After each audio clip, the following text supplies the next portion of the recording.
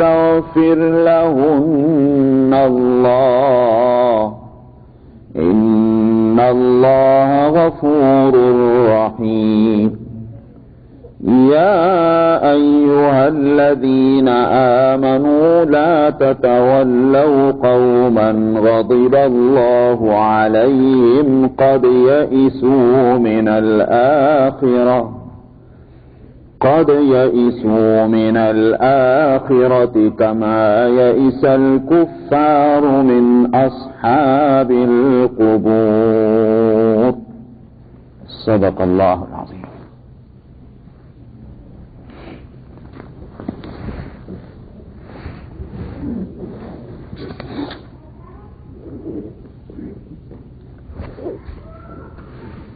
میں نے آیت نمبر 10 کے شروع میں بتلایا تھا کہ یہ آیتیں فتح مکہ سے پہلے اس وقت ان کا نزول ہوا جب کچھ عورتیں ہجرت کر کے مکہ مکرمہ سے آنے لگی تھیں مدینہ طیبہ. تو ایک حکم تو یہ دیا گیا تھا آیت نمبر 10 میں کہ ان کو ٹیسٹ کر لیا جائے، ایگزامن کیا جائے ان کا کہ وہ واقعتاً مؤمنات ہیں کہ نہیں، ایمان کی وجہ سے انہوں نے ہجرت کی ہے یا کوئی اور غرض ہے. اگر ایمان کے لیے کی تقاضے کے طور پر ہجرت کر کے آئی ہیں تو پھر بے شک ان کو شامل کرو اپنے سوسائٹی میں، معاشرے میں، اور ان کو رہنے دو، اور اگر وہ کسی اور غرض سے آئیں تو انہیں واپس کر دو. ایک تو یہ بات وہاں کہی گئی تھی. اور یہاں نبی کریم صلی اللہ علیہ وسلم کو یہ ہدایت کی جا رہی ہے کہ عورتوں سے، کیونکہ عورتوں کا تذکرہ چل رہا تھا اس لیے عورتوں کے بارے میں فرمایا کہ ان سے آپ کچھ چیزوں پر بیعت لیں.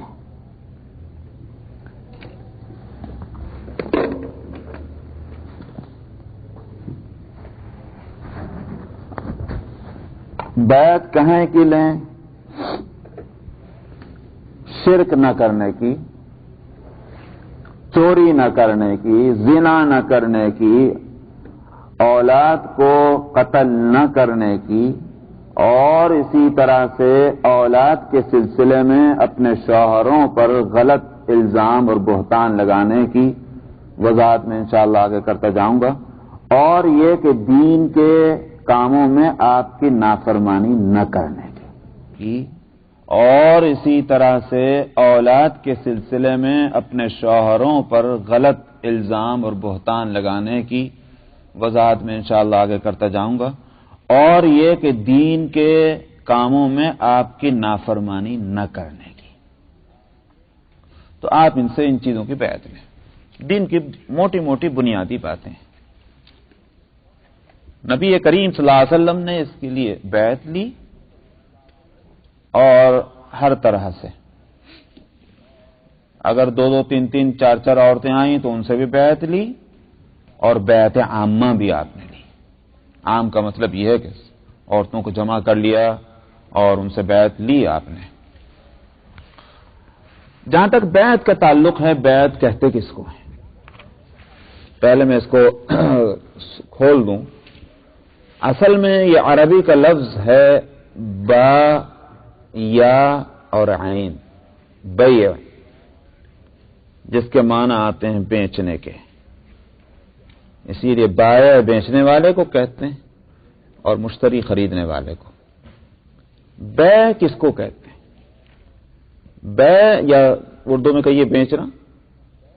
کیا اس کا اثر ہوتا ہے کسی چیز کو جب بیچ دیا جائے تو کیا حقیقت کھلتی؟ وہ یہ کہ ایک شخص کسی چیز کا مالک ہے، وہ چیز کسی دوسرے کو دے اس کے بدلے میں جو بھی لے. اس کے معنی کیا ہوتے ہیں کہ جو مالک تھا اب اس کا اختیار ختم ہو گیا، جس کو دے دیا اب اس کا اختیار ہے. یہ ہے وہ بیع. اسی سے لفظ بیعت بنا، جس میں ہوتا یہ ہے کہ ایک فرد کسی دوسرے فرد کے پاس بیٹھ کر یہ عہد کرتا ہے کہ میں یہ کام کروں گا، اس کے معنی کیا ہو گئے کہ میں پابند ہو گیا آئندہ سے، آئندہ کے لیے میرا اپنا اختیار کہ میں کروں کہ نہ کروں یہ ختم ہو گیا. میں آپ سے عہد کرتا ہوں کہ میں جیسا آپ نے کہا ہے اس کے مطابق میں یہ کام کروں گا. تو جس طرح سے بیچنے والا اپنا اختیار ختم کر دیتا ہے اور خریدنے والے کا اختیار قائم ہو جاتا ہے، بیعت میں بھی یہی ہے کہ جس سے بیعت کی جاتی ہے تو بیعت کرنے والا اپنا اختیار ختم کر کے اس کا اختیار اس کو دے دیتا ہے کہ آپ بتائیں کہ میں کیا کیا کام کروں، اس کے مطابق میں کروں گا. یہ ہے وہ بیعت. نبی کریم صلی اللہ علیہ وسلم کو اللہ سبحانہ و تعالی نے دو موقعوں پر خاص طور پر بیعت کرنے کی ہدایت فرمائی. ایک خاص معاملے کے اندر بیعت تھی، اور یہاں جو ہے یہ عام دینی معاملات کے اندر جو اہم معاملے ہیں دین کے ان میں بیعت ہے. جب اہم معاملات میں ہو گئی تو پورا ہی دین اس میں آ گیا. خاص معاملے میں بیعت کہاں ہوئی؟ حدیبیہ کے موقع پر. اللہ سبحانہ و تعالی نے جب اس بیعت کی تعریف فرما دی تو اس کے معنی یہ ہے کہ وہ اللہ کے حکم سے بیعت ہوئی. وہاں اس کی تعریف کی گئی ہے سورہ الفتح کے اندر، ان الذین یبایعونک انما یبایعون اللہ ید اللہ فوق ایدیہم. یہ ایک تو یہ کہ یہ بیعت جن لوگوں نے آپ سے کی ہے، یہ آپ کے ہاتھ میں اپنا ہاتھ جو دیا ہے انہوں نے بیعت کرتے وقت، جو بیعت کا ایک طریقہ ہوتا تھا ایک بطور علامت کے کہ بیعت کرنے والا جس سے بیعت کرے اس کے ہاتھ میں اپنا ہاتھ دے کر کے ایک معاہدہ کرے. تو فرمایا کہ ید اللہ فوق ایدیہم، اللہ کا ہاتھ ان کے ہاتھ کے اوپر تھا. اس کی اہمیت کو بتلانا ہے. اللہ کے رسول ہر معاملے میں اللہ کے نمائندہ ہیں. جب نمائندے سے جو معاملہ کیا جاتا ہے وہ اسی سے معاملہ سمجھا جاتا ہے جس کی وہ نمائندگی کر رہا ہے. اس لیے اس کی اہمیت کو بتلانے کے لیے فرمایا کہ اللہ کا ہاتھ ان کے ہاتھ کے اوپر تھا. تو اوروں سے دھوکے بازی ہو سکتی ہے، اللہ سے دھوکے بازی نہیں ہو سکتی. یہ بیعت بہت اہم تھی جو کی گئی ہے، یہ اللہ سے بیعت ہوئی ہے تو بہت اہم بات. اور اس بیعت کے تعلق سے جو کی گئی وہاں اس سے پہلے فرمایا لقد رضی اللہ عن المؤمنین اذ یبایعونک تحت الشجرۃ فعلم ما فی قلوبہم فانزل السکینۃ علیہم واصابہم فتحا قریبا. فرمایا اللہ راضی ہو گیا ان لوگوں سے کہ جنہوں نے آپ سے ایک درخت کے نیچے بیٹھ کر بیعت کی تھی. موقع کیا تھا؟ موقع یہ تھا کہ جب مکے والوں نے نبی کریم صلی اللہ علیہ وسلم کو اور صحابہ کو رضی اللہ عنہم عمرہ کرنے سے روک دیا 12 میل کے فاصلے پر مکے سے. حدیبیہ جس کو اس زمانے میں کہتے تھے، آج اس کو شمسیہ کہتے ہیں. روک دیا کہ آپ عمرے کے لیے نہیں آ سکتے. یہ احرام باندھے ہوئے ہیں، ہتھیار ان کے پاس نہیں ہے، کوئی نیت اور جذبہ لڑنے کا نہیں ہے، مگر روک دیا گیا. جبکہ اس سے پہلے یہ واقعہ کبھی کسی کے ساتھ نہیں ہوا. مشرکین بھی جانتے تھے کہ یہ گھر اللہ کا ہے اور اللہ کا گھر سب کے لیے کھلا ہوا ہے، لیکن جو سب کے لیے کھلا ہوا تھا وہ مسلمانوں کے لیے اس کو بند کر دیا گیا. تو اب آخر یہ ہوا کہ کچھ گفتگو ہونی چاہیے، بات چیت ہونی چاہیے. بات چیت کرنے کے لیے حضرت عثمان رضی اللہ عنہ کو مسلمانوں کی طرف سے اور نبی کریم صلی اللہ علیہ وسلم کی طرف سے نمائندہ بنا کر بھیجا گیا مکے والوں کے پاس کہ بات چیت کریں، ان سے کوئی ایگریمنٹ ہونا چاہیے. حضرت عثمان رضی اللہ عنہ وہاں گئے، بات چیت کی، فوراً واپس آنے کے بجائے وہاں ان کے جو اپنے رشتے دار تھے، دوست احباب تھے، ان سے بھی ملنے لگے کہ بھائی موقع ہے ملنے. اس میں ذرا دیر ہو گئی. دیر ہوئی تو یہاں اس کی پریشانی ہوئی کہ وہ کیوں نہیں آئے واپس، ان کو آنا چاہیے تھا، نہیں آئے. تو کسی نے کہا کہ پتہ نہیں یا رسول اللہ وہ دشمنی پر آمادہ ہیں، کہیں شہید ہی نہ کر دیے گیا ہم. وقت جب زیادہ گزرا تو یہاں بہت فکر ہوئی اس کی. تو امکان تو ہے دشمن کے ملک میں جائیں اور جو دشمنی اس طرح پر کہ اس کے لیے کوئی اخلاق اور اصول نہ ہو، تو پھر ایسے دشمنوں کے پاس کوئی جائے تو ہر طرح کی چیز ہو سکتی ہے. مگر انٹرنیشنل قانون جو ہے وہ تو اپنی جگہ رہے گا. انٹرنیشنل قانون یہ ہے کہ ایمبیسیڈر جو ہے اس کی ریسپیکٹ ہونی ہے، اس کا احترام ہونا ہے، اس کو کسی طرح کی اذیت نہیں پہنچانی ہے. لڑائی ملک سے ہے لیکن ایمبیسیڈر کا پھر بھی احترام ہوگا تا وقت کہ سفارتی تعلقات منقطع نہ کر لیے جائیں.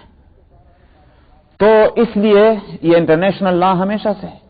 حضرت عثمان رضی اللہ عنہ کی ذاتی حیثیت کچھ بھی ہو مگر وہ اس وقت مسلمانوں کے ایمبیسیڈر کے طور پر گئے مسلم اسٹیٹ کے، تو آپ نے وہاں بیعت لی تمام صحابہ سے کہ اس بات پر بیعت کریں کہ اگر یہ بات ثابت ہو گئی کہ عثمان شہید ہو گئے تو پھر یہاں سے ہم نہیں جائیں گے جب تک کہ اس زیادتی کا اور ظلم کا بدلہ نہ لے لیں گے۔ سب نے بیعت کی۔ یہ بیعت اور جگہوں کی بیعت سے یہ کہ یہ فیصلہ اور فیصلوں کے مقابلے میں بہت اہم ہے، مختلف ہے۔ کیوں؟ اس بات سے کہ دیکھیے لڑنا اگرچہ آسان بات نہیں ہے مگر اس صورت میں لڑنے کے لیے آمادہ ہونا کہ اپنے گھر سے دور دشمن کے دروازے پر موجود 12 میل کا فاصلہ اور یہاں سے 250 میل کا فاصلہ مدینے کا۔ یہ آج کا زمانہ نہیں ہے، وہ زمانہ ہے پیدل جائیے یا اونٹوں پہ بیٹھ کے جائیے۔ تو 250 میل اپنے گھر سے دور اور دوسرے کے دروازے پر دشمن کے، نمبر 1۔ نمبر 2 یہ ہتھیار لے کر نہیں آئے، اس لیے کہ لڑنے کے لیے آئے نہیں تھے، عمرے کے لیے آئے تھے۔ تو دشمن ہتھیاروں سے لیس اپنے گھر کے اندر، اور ہم جو یہ مسلمان جو ہیں وہ بڑے بے ہتھیار ہیں اور اپنے گھر سے بہت دور ہیں۔ اس وقت کہا جا رہا ہے کہ اگر ضرورت پڑی اور فیصلہ کرنا پڑا ہم کو کہ ہم کو لڑنا ہے تو لڑیں گے۔ اس وقت جو لڑنے کے لیے تیار ہو رہا ہے اس کے معنی یہ ہے کہ وہ اس بات کے لیے تیار ہے کہ اپنی جان دینی ہے، جانتے بوجھتے اپنے کو موت کے حوالے کرنا ہے۔ آسان بات ہے، سب نے بیعت کی۔ تو اس تعلق سے اللہ سبحانہ و تعالی نے فرمایا اللہ راضی ہو گیا ان لوگوں سے کہ جنہوں نے آپ سے بیعت کی تھی درخت کے نیچے۔ فانزل السکینۃ علیہم، بیعت سے پہلے جو جذبہ تھا جس نے بیعت پر آمادہ کیا ہے، جذبہ کیا تھا؟ اللہ اور اس کے رسول کو راضی کرنا۔ یہ جذبہ جو ہے جتنا اس کا اہم آنا ہے، خوب غور سے سمجھ لیجیے اس بات کو جو اس کو میں بتانا چاہ رہا ہوں، جتنا اس جذبے کا پیدا ہونا اہم ہے اس سے کہیں زیادہ مشکل اس جذبے کا باقی رکھنا ہے۔ خیر کے جذبات پیدا ہو سکتے ہیں، جذبہ ہی جو ٹھہرا آ گیا، لیکن اس کے بعد تھوڑی دیر کے بعد ہو سکتا ہے نہیں بھائی یہ بہت مشکل بات ہے، یہ نہیں ہو سکتی۔ رات دن ہم اور آپ ایسے موقعوں پر کرتے ہیں کہ خیر کا کوئی موقع آیا، کچھ پیسے دینے کا مسئلہ آیا، ٹائم دینے کا مسئلہ آیا، جذبے میں کہہ دیا کہ ہاں صاحب ہم کریں گے، اس کے بعد ذرا تھوڑا سا دوسرے اپنے جذبات نے کام کیا تو وہ ڈاواڈول ہو گئے۔ تو جذبہ خیر کا پیدا ہونا جتنا اہم ہے، یاد رکھیے اس کا باقی رکھنا اس سے زیادہ اہم ہے۔ یہاں مسئلہ میں جذباتی فیصلے کا نہیں تھا بلکہ اچھے جذبے کو برقرار رکھنے کا مسئلہ تھا، اس لیے فرمایا فانزل السکینۃ علیہم، ہم نے ان کے اوپر سکینہ اتار دیا۔ اس سکینہ کے وہ نزول کا مقصد کیا تھا کہ جو فیصلہ کیا گیا ہے یہ فیصلہ ایک محض ایک دودھ کا ابال نہ ہو بلکہ یہ کہ اس میں جماع ہو، استقلال ہو، استقامت ہو۔ اللہ تعالیٰ نے یہ مہربانی فرمائی۔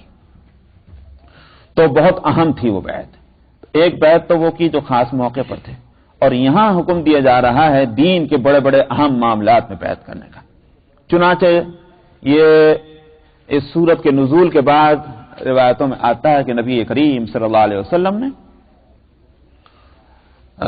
عورتوں کو بھی جمع کروایا اور حضرت عمر رضی اللہ عنہ کو اپنا نمائندہ بنا کر بھیجا کہ جاؤ میری طرف سے تم بیعت کرو۔ آپ نے اتنا ہی نہیں کیا، چونکہ میں نے کہا کہ یہاں عورتوں کا تذکرہ تو اس لیے کہ عورتوں کا ذکر پہلے سے چلا آ رہا تھا۔ نبی کریم صلی اللہ علیہ وسلم نے دیکھا کہ چونکہ دین کے اہم معاملات ہیں جس میں بیعت لینے کی بات کہی گئی تو لہذا مردوں سے بھی بیعت لی جائے۔ آپ نے مردوں سے بھی بیعت لی، صحابہ سے اور صحابیات سے۔ ایک بات یہاں اور میں بتلا دوں، اللہ تعالیٰ نے تو حکم دیا ہے کہ مومنات سے بیعت کریں، یہ مومنین سے کیوں بیعت کی گئی؟ یہاں میں نے ایک نقطہ یہ بتلایا ہے، ایک تو یہ کہ دین کے اہم معاملات ہیں، تو دین کے اہم معاملات میں عورتوں سے کیوں بیعت ہو؟ جو غرض عورتوں سے بیعت کی ہے وہ غرض مردوں سے بھی بیعت کی ہونی چاہیے۔ یہ ایک تو یہ بات میں نے کہی۔ ایک اور بات بھی میں کہنے جا رہا ہوں، اور وہ یہ کہ یہ بیعت اللہ کے یہاں اس کا کوئی مقام تو ہوگا نا۔ ابھی آپ سن چکے ہیں کہ اللہ نے فرمایا اللہ ان سے راضی ہو گیا۔ جس بیعت کے کرنے کا اللہ حکم دے رہے ہیں کہ عورتوں سے بیعت کیے جائے، جب عورتیں بیعت کریں گی اللہ کے رسول صلی اللہ علیہ وسلم سے، اللہ کے یہاں اس کی کوئی مقبولیت ہوگی کہ نہیں ہوگی؟ ہوگی۔ تو آپ کے مہربانی نے آپ کو اس طرف متوجہ کیا مردوں کو اس سعادت سے کیوں محروم کر دیا جائے، ان کو بھی اس میں شریک کیا جائے۔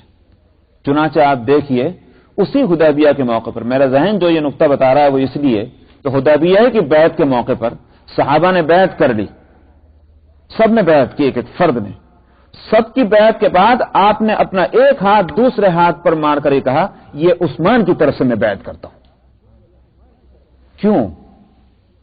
اس میں دو چیزیں ہیں خاص طور پر ذہن میں رکھنے کی۔ ایک تو اس سے حضرت عثمان رضی اللہ عنہ کی فضیلت معلوم ہوتی ہے، اس لیے کہ وہ موجود نہیں، اور آپ کو یہ اطمینان ہے کہ اگر وہ موجود ہوتے تو ضرور بیعت کرتے۔ ظاہر ہے کہ ان کے کامل الایمان ہونے کی علامت ہے کہ رسول کو ایک صحابی کے ایمان پر اتنا اطمینان ہے کہ ان کے عدم موجودگی میں ان کی طرف سے بیعت کر رہے ہیں۔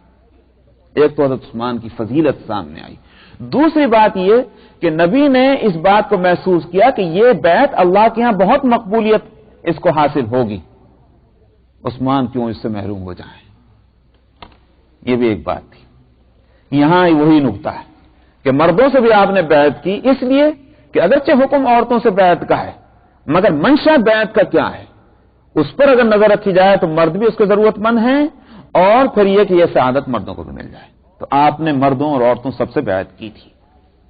فرمایا کہ اے نبی جب آپ کے پاس مؤمنات آئیں تو ان سے بیعت کیجئے اس بات پر کہ وہ نہ شرک کریں گے، اللہ کے ساتھ کسی چیز کو شریک نہ بنائیں گی، اور نہ چوری کریں گی، اور نہ زنا کریں گی، اور نہ وہ قتل اولاد کریں گی۔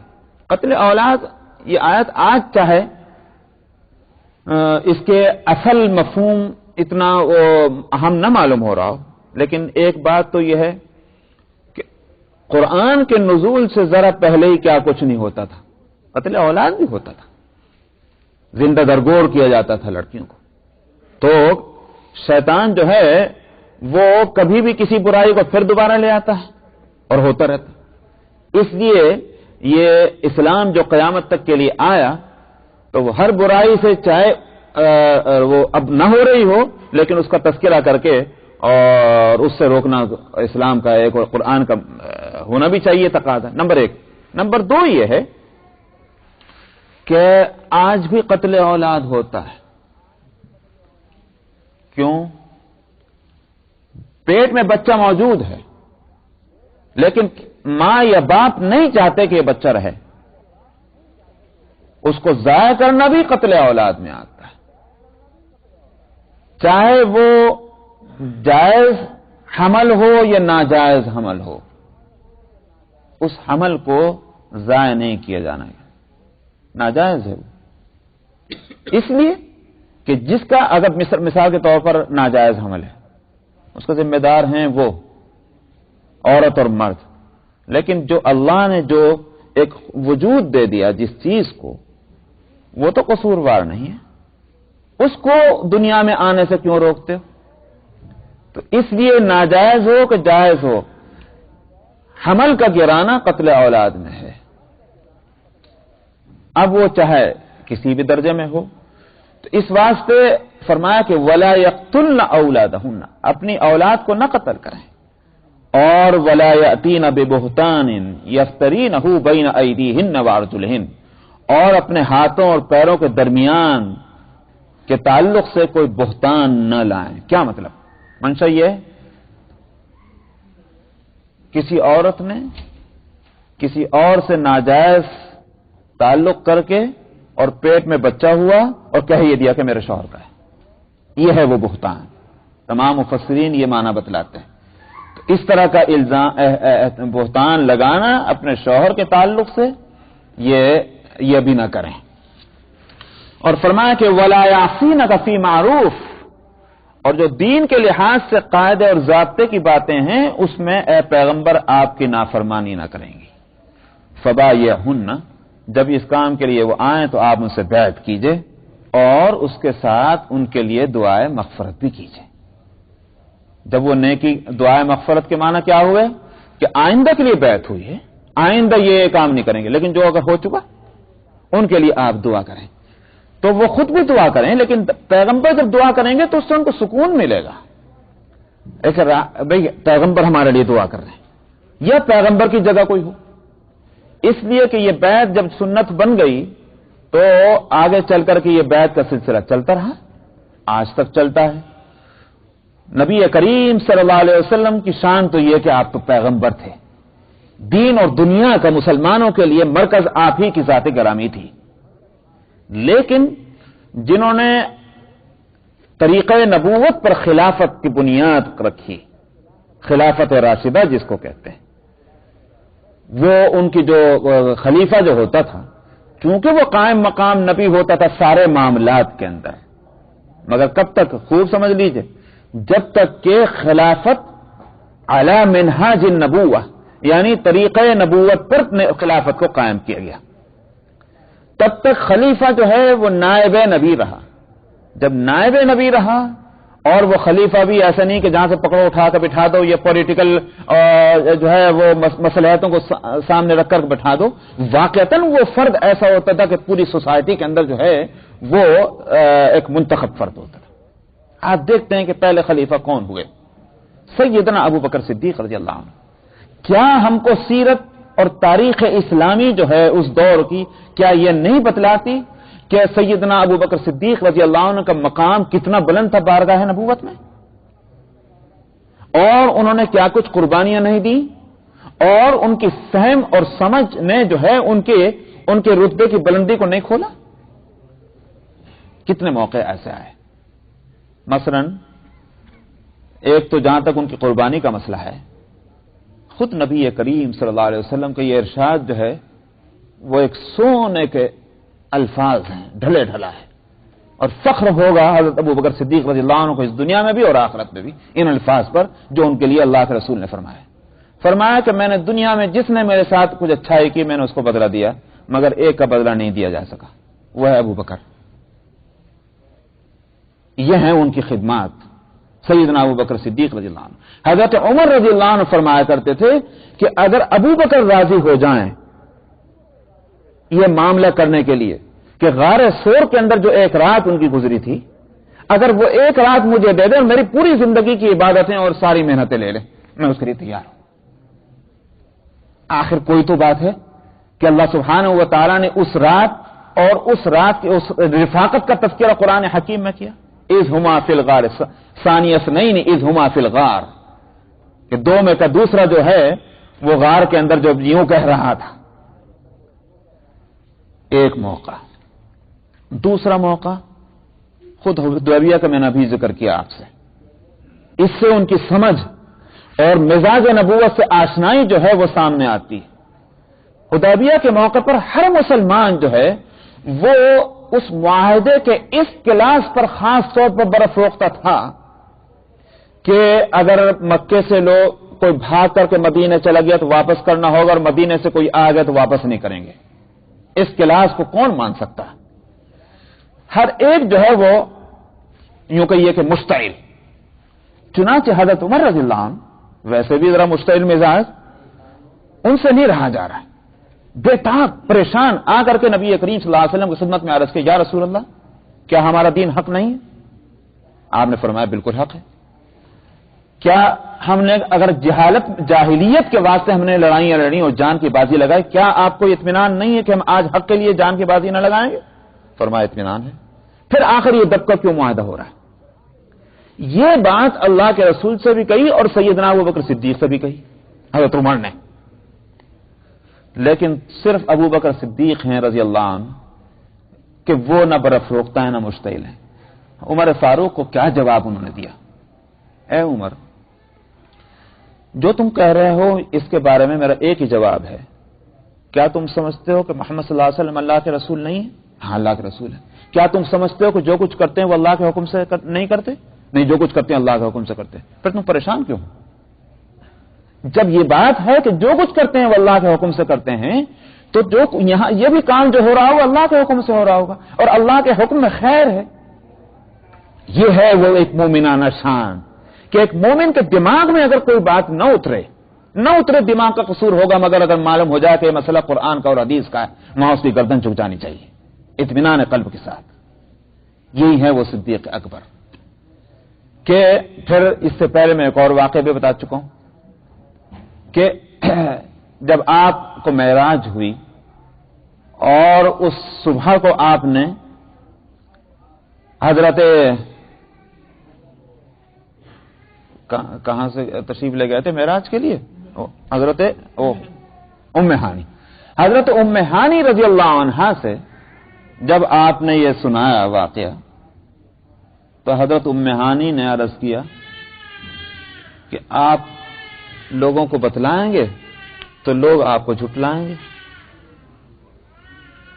واقعہ ایسا ہی، لیکن آپ نے بہرحال اپنے مجلس میں اس کا تذکرہ کیا، وہ بات چلی تو چلی، مومنین کے تو گردنیں جھک گئی، بے شک اللہ کے رسول ہیں، لہذا آسمانوں پر جانا اور وہاں سب کچھ دیکھنا کتنا بھی قابل تعجب ہو مگر ناممکن تو نہیں ہے۔ دشمنوں نے اس سے فائدہ اٹھایا اور وہ انہوں نے پروپیگنڈا کیا، صاحب دیکھا کہاں کی پیپر کی اڑائی جا رہی ہے۔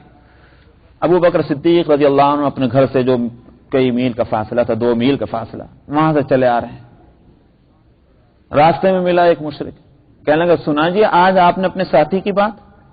یعنی کیا؟ وہ کہتا ہے کہ راتوں رات میں بیت المقدس کیا آسمانوں پر گیا، اور یہ بتائیے آپ یہ بات کو یقین کرنے کی ہے؟ منشا کیا تھا کہ ابو بکر جو ہے وہ بھی ایک دفعہ کو ذرا مذبذب ہو جائیں گے، کنفیوز ہو جائیں گے، بھئی یہ کیسی خبر ہے؟ میں کہا کرتا ہوں کہ اگر ابو بکر کا جواب یہ ہوتا کہ اچھا ذرا ٹھہر تو جاؤ، میں وہیں جا رہا ہوں، میں خود ہی پوچھ لوں کیا کہہ رہے ہیں، یہ جواب اگر دیتے تو اس کو نامعقول نہیں کہا جا سکتا تھا، بہت محتاط جواب ہوتا کہ بے شک ایک آدمی جو ہے راستے میں ملا اور دوسرا آدمی اس کو خبر دے رہا ہے، جس کے تعلق سے خبر دے رہا ہے، جا بھائی جا کر وہاں تحقیق کرنے کیا ہے کیا نہیں، بہت احتیاط کا جواب ہوتا۔ مگر میں نے کہا کہ جن کے درجے اونچے ہیں ان کی بات بھی تو اونچی ہے، کیا جواب دیا؟ اگر انہوں نے فرمایا ہے تو میں ایمان لاتا ہوں کہ ایسا ہوا ہوگا۔ کیوں؟ انہوں نے کہا اس لیے کہ جب میں اس بات کو مانتا ہوں کہ وہاں سے فرشتہ ان کے پاس زمین پر آتے ہیں تو اس ماننے میں کیا اشکال ہے کہ یہ اوپر جا سکتے ہیں؟ یہ ہے وہ صدیق اکبر ہونا۔ تو میں نے کہا کہ مزاج نبوت سے آشنا ہونا اور ان کی خدمات، ان کا علم، ان کا فضل، ان کا کمال، اس نے اس بات کو متعین کر دیا تھا کہ ان کا مقام صحابہ رضی اللہ عنہم میں ٹاپ پر ہے، اور پھر اس رتبے کی بلندی پر مہر لگا دی نبی کریم صلی اللہ علیہ وسلم کے اس فیصلے نے کہ جب مرض وفات میں آپ نے ان کو نماز کے لیے بلوایا، حضرت عائشہ رضی اللہ عنہ سے کہا کہ اپنے باپ کو بلواؤ، کیوں؟ نماز پڑھانے کے لیے۔ حضرت عائشہ سمجھ گئی، حضرت عائشہ بھی تو آپ کی ازواج مطہرات میں ہیں، وہ بھی تو سمجھتی ہیں کہ نبی کے طریقہ کار کیا ہے، سمجھ گئی کہ معاملہ محض نماز کا نہیں، نماز کی جو اہمیت ہے دین میں، آج اگرچہ ہم اس کی اہمیت کو نہ سمجھتے ہوں لیکن اس کو سمجھا جاتا تھا۔ انہوں نے کہا کہ یہ نماز کی امامت نہیں، یہ پورے معاملات کی امامت ہے،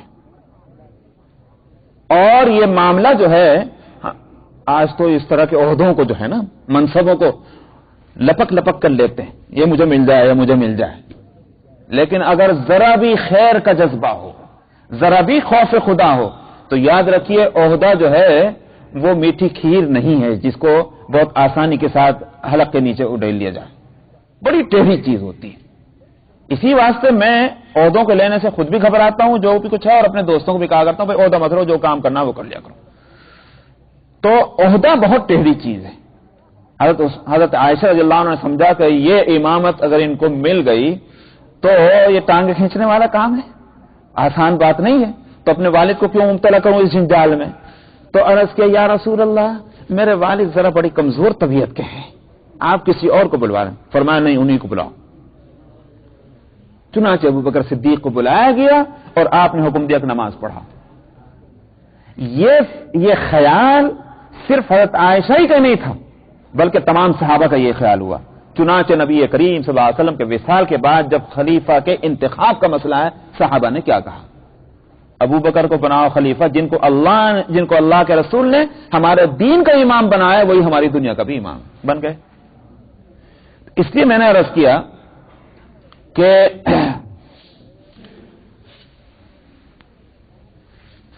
جہاں تک اس پر مضمون چل رہا تھا، پیچھے لوٹتا ہوں اس لیے کہ وقت میرا 5 منٹ رہ گئے، آیت ختم ہونے جا رہی ہے، سارے مضمون کو ختم کرتا ہوں۔ فرمایا کہ دعائے مغفرت کی جائے، تو نبی کی دعائے مغفرت سے دلوں کو اطمینان ہوگا اور پھر یہ کہ ان کو وہ رتبے کی بلندی ملے گی۔ فرمایا ان اللہ غفور الرحیم، بلا شبہ اللہ سبحانہ و تعالی مغفرت فرمانے والے اور مہربانی کرنے والے۔